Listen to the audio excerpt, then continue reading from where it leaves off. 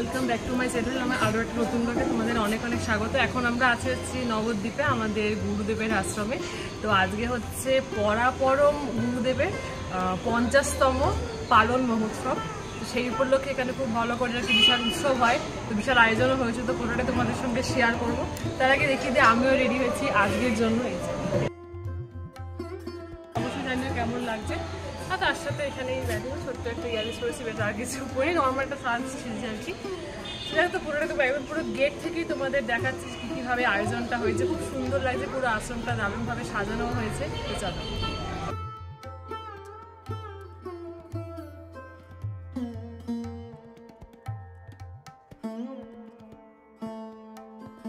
আজকে যেহেতু পরাপরম গুরুদেব মানে আমাদের পরম গুরুদেব যিনি আর কি, তো তার জন্মবার্ষিকী উপলক্ষে উৎসবটা হচ্ছে, তাই প্রত্যেকটা গুরুদেবের ঘরকেই খুব সুন্দরভাবে সাজানো হচ্ছে। তো সেই ঘরগুলো তোমাদের সঙ্গে শেয়ার করছি।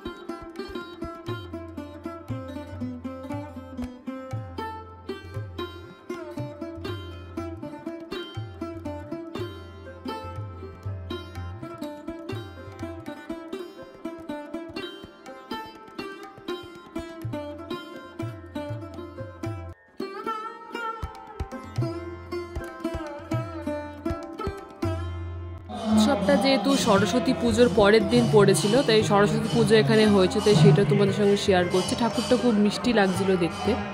কেমন লাগছে তোমার? দারুণ লাগছে, খুব সুন্দর। তোমাকেও দেখতে খুব সুন্দর লাগছে, তোমাকেও দেখতে খুব সুন্দর লাগছে,